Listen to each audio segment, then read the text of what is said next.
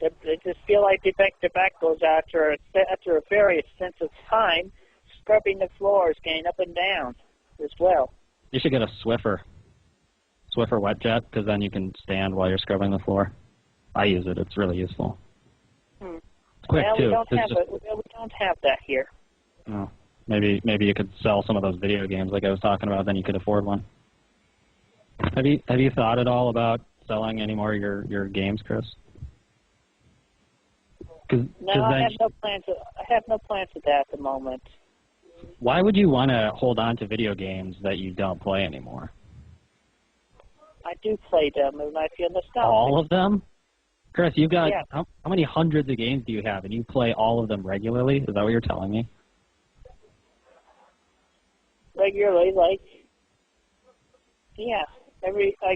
say, on a regular basis, I do. Every single one? Yeah. That must take a lot of time.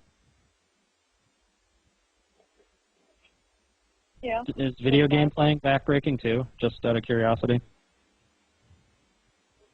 I wouldn't think it would be. No, but it's one way for me to relax after I have done the work of cleaning a room or shoveling the snow in the yard. Okay, but you only clean once a week, and shoveling, that doesn't happen all the time. I know Virginia got a snowstorm recently, right? But that was kind of like a one-time thing. Well, just to correct you, I was not talking about cleaning, period, once a week. You're talking about cleaning my room once a week. And then we have then it's like, on another day I'll clean up the kitchen, and on another day I'll clean up the living room, on another day I'll clean up my parents' bedroom. Chris, I've seen the video tour of your house. That was over a year ago. Over a year ago. You really? You should film a new tour then, actually, because people still think that your house is, like a mess like that. I'll consider that. You really should. It'd be a good idea, Chris. Here's what I don't get about you.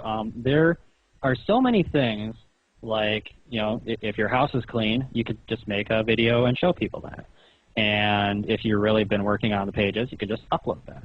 And if you wanted to prove to people that you have Nintendo's permission to use Pikachu, shit like that, you could just show them the letter that Nintendo sent you that gives you permission.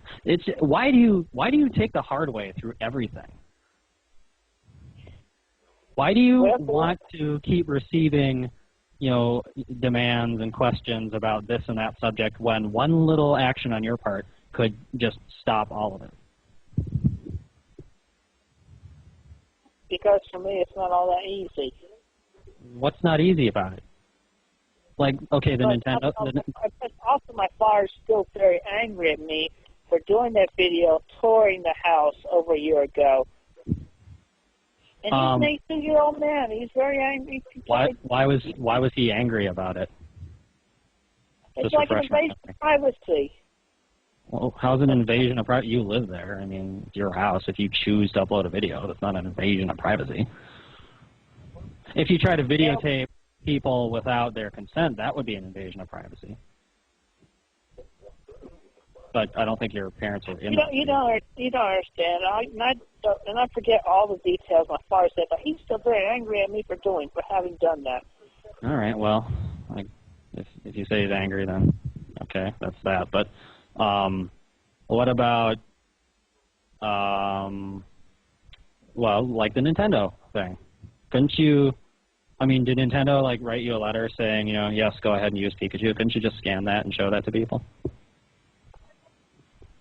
Because everybody, you misplaced it. Yeah. That seems like a really important thing. How could you misplace that? And if you clean your house so regularly, I mean, it seems like you would find things that you had lost regularly. Yeah. In moving stuff, I had the letter went with that stuff, and they got misplaced that way. I'm sure you could just actually call up Nintendo, because, I mean, that would be, the legal department of a company keeps records of everything they do. they would be happy to just, fax you or send you another copy of the letter. I'll keep that in mind. Because businesses lose paper sometimes, and that's why there's redundancy. That's why.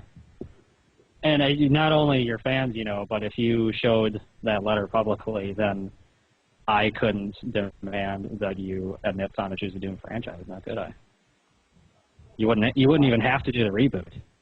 I mean, think about it. If either you reboot your entire comic that you've been working on for 10 years, that's one choice, or your other choice is you just call it Nintendo and ask them to send another letter and show it to everyone. All right.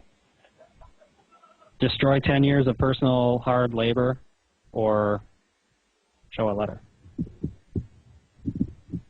All right. Well, I will look into that later. Okay. This is reminding me of in your recent. You started updating the mailbags again. Let me take a look at a mailbag because I don't remember the exact phrase, but you responded with kind of a stock phrase to a lot of letters. Let's see here.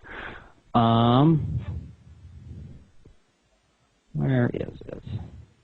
Oh, your letter has been read fully and your thoughts have been inputted, inputted, and accepted for better improvement. Thank you for your time and efforts.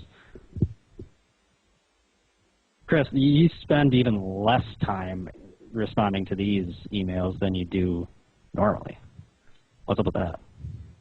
The information, I actually read and reread each letter before I make a final response. But your final response is not thought out at all. See, again, this is kind of an interesting parallel to your comic work because you say that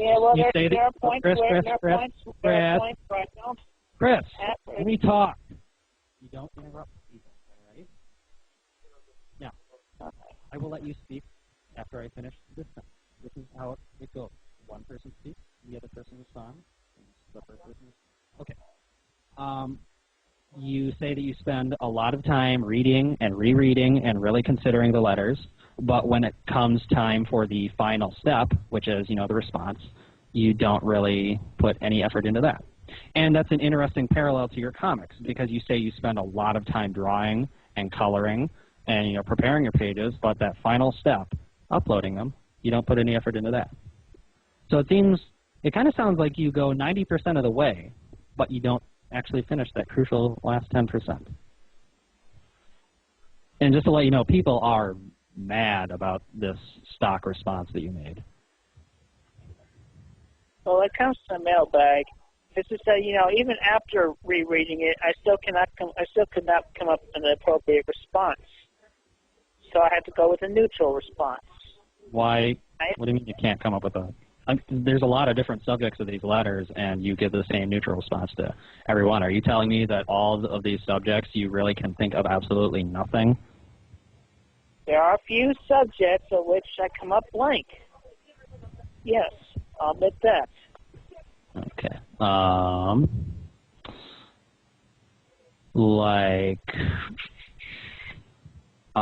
Someone wrote you a letter about your comments about homosexuals being bigoted and offensive, and you gave the stock response to that. That seems like a huge kind of Achilles heel with you, is if people mention the word homosexual, your mind goes blank. Well, yeah, plus I could not think of an appropriate response to that letter.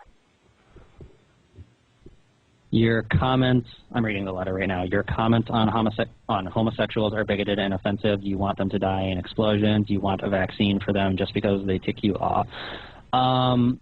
Those last two parts, those are actually very clear questions as far as I can see.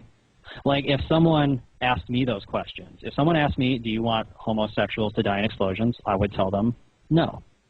If someone asked me, do you want a vaccine for them just because they tick me off, I would explain, well, homosexuals don't actually tick me off, and I would never want to vaccinate them. I just came up with that right now. That would be my response if such a question was asked of me. And that's not even that long of a response. You don't need, like, a page worth of response. Yeah, plus I perceived that, because I perceived knows